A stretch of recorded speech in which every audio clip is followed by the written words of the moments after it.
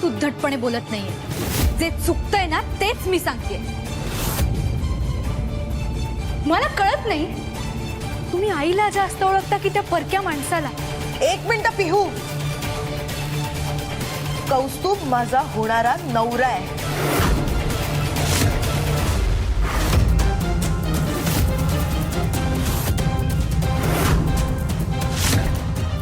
आणि या घरचा होणारा जावई।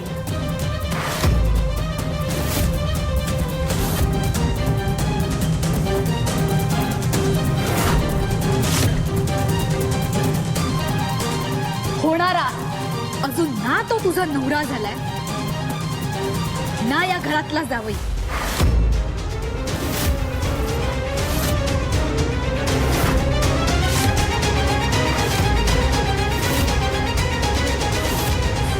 पण आई या घरातली सून आहे।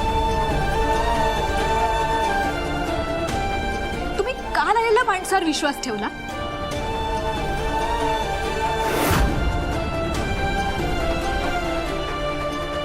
आईने इतकी वर्ष या घरासाठी, घरातल्या सगळ्यांसाठी कष्ट केले, सगळ्यांच्या सुखासाठी झटली।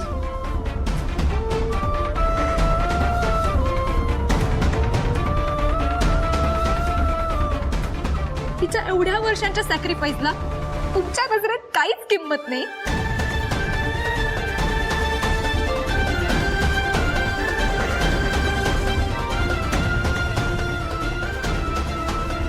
तुम्ही एकदा आईचं म्हणणं ऐकून घ्या, विश्वास ठेवा तिच्या बोलण्यावर।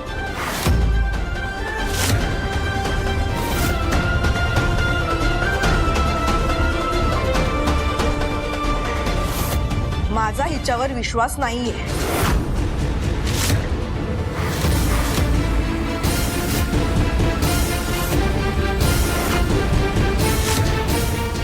आणि त्या माणसावर आहे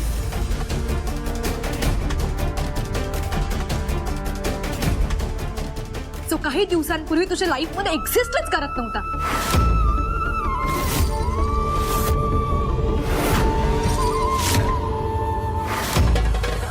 आई जे म्हणते ते 100% खरंय।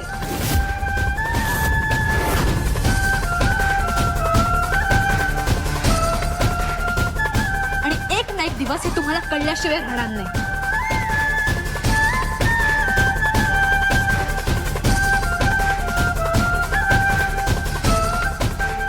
तुम्हा सगळ्यांना खूप पश्चाताप होईल तुमच्या वागण्याचा, एस्पेशली आत्या तुला।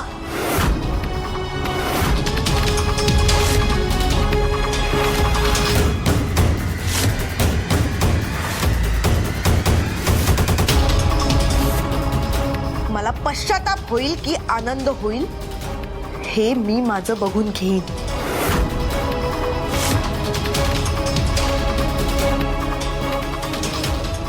तुम्हाला माझ्या गोष्टीत नाक खुपसायची गरज नव्हती।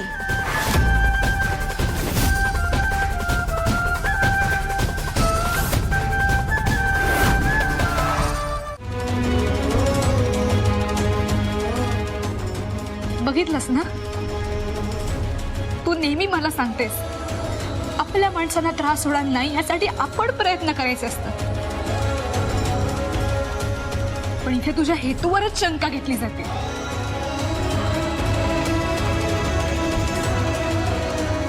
म्हणून तुझे प्रयत्न पण चुकीचे वाटतायत यांना। तेच मी यांना सांगण्याचा प्रयत्न करते कधीपासून, पण कोणी माझं ऐकतच नाहीये, कोणी माझ्यावर विश्वासच ठेवत नाहीये। काय करू मी पिहू? काही करू नकोस तू अनु, ऐक माझं, काही करू नकोस। तोंडाला कुलूप लाव आणि या घरात वावर। पण बाबा, तुलाही काही बोलायची गरज नाहीये पिहू।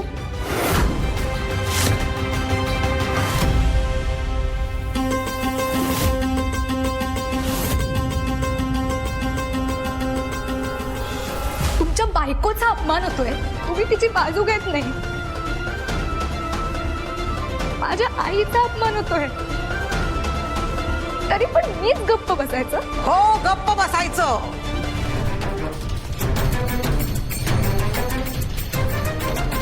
कारण हे घर माझं आहे, इथे मी म्हणेन तो कायदा आहे. बस बस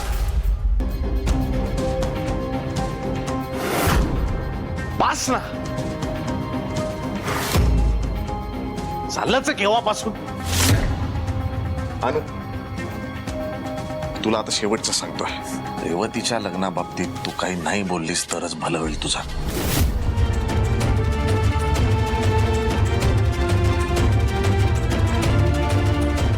आणि कौस्तुभ बद्दल जर तू काही वेडवाकडं बोललीस तर तो दिवस या घरातला तुझा शेवटचा दिवस असेल.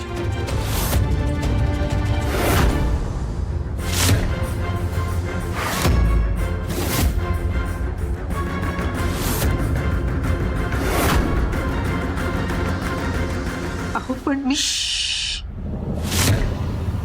माझा शब्द काळ्या दगडावरची पांढरी रेख.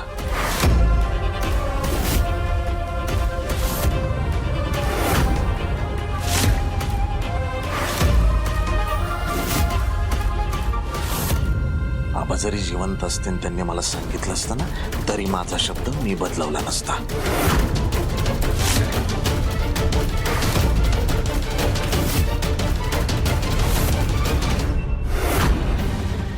माझ्या नजरेसमोरून चालती हो, चाल.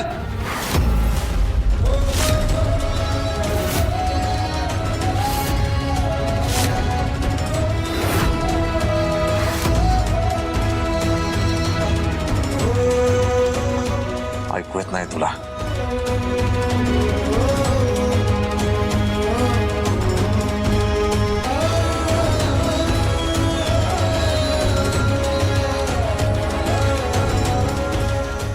हे बघ, आता मुळू मुळू रडत बसू नकोस. सगळा पसारा आवर जा. चल.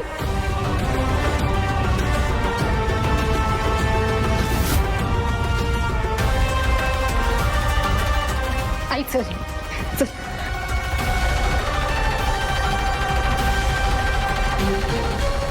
हवी चांगला दम दिलास तिला. याच्या पुढे कौस्तुभकडे वाकड्या नजरेने बघणार नाही ती.